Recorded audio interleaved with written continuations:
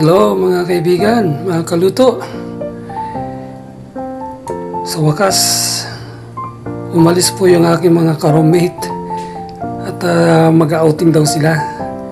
So, because of that, eto po, may chance na ako magluto ng tuyo at saka ng dried na pusit. Ayan. Alam nyo po, dala ko ito nung ako'y bumalik dito sa Canada. Isang buwan na po itong nakatabi, nakatenga, hindi po may luto-luto kasi nga nahiya ako sa mga ka-roommate ko. Pero dahil sa umalis sila, mag-outing sila, medyo nagtatagal yun. Ito na po yung aking chance na makapagluto po ng mga ganito. So, nagkikrave na po ako So, nagkikrave na po ako na mag-ulam ng tuyo. At saka, ito po. Yes! Galing! Okay!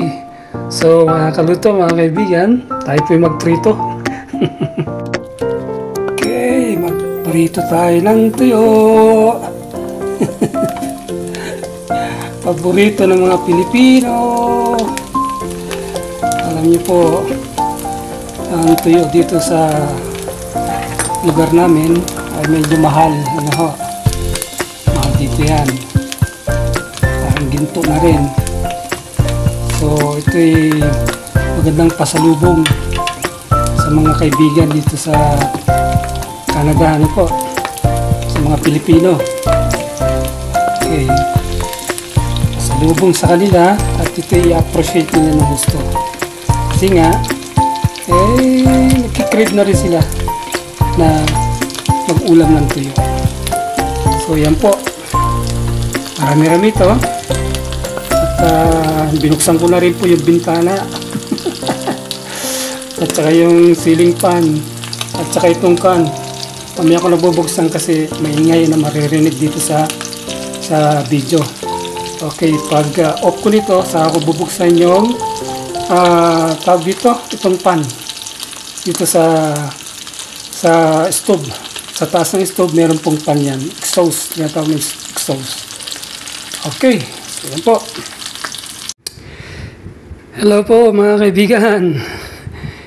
Okay na po. Tapos na po tayo magprito na po. Ito na po yung ating naprito na tuyo at saka yung pusit. Ayan po. Dinagdagan ko na po. Dinagdagan ko na ito yung karagdagan. Bininsan ko na pong magprito ng maramihan para po minsanan na lang ang pagpiprito, minsanan na lamang ang amoy. Yung kanya, yung amoy niya rito sa room, sa bahay. Kasi po yung bahay dito po ay yung mga kwarto po rito ay very sealed. Kaya pag tayo po ay nagluto ng mga medyo mag-aamoy, ay talaga pong kakalat sa buong room. Kaya ito po, mininsan ko na lamang para minsan ng prito, minsan ng amoy. So ito po mga kaibigan, mga kaluto. Ayan.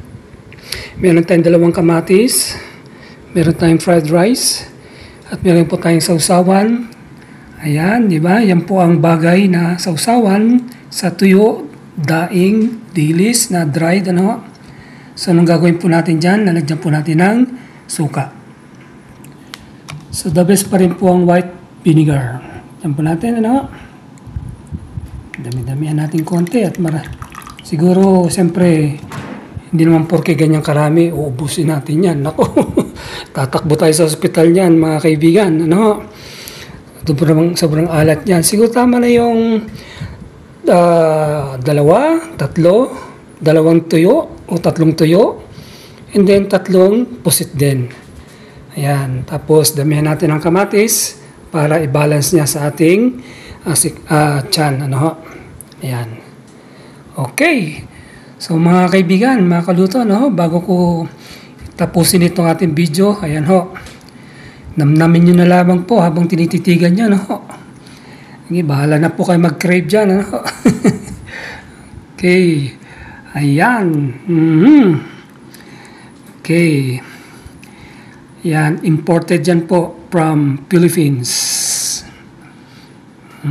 Itong kamatis, dito yan. Dito yan sa Canada. Okay, so ano pang hinihintay natin mga kaibigan? Mga kaluto, mga kabayan. Tara po. Ako po ay kakain na. At hindi ko na po ipapakita sa inyo kung paano po ako kumain kasi nahihiya po ako, no?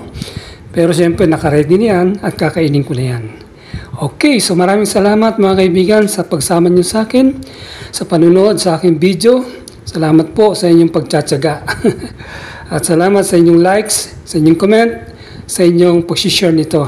At sa mga bago po, sa mga magsusubscribe, maraming salamat po. Okay, hanggang sa muli po. Hanggang sa muli, ingat po kayo dyan and God bless.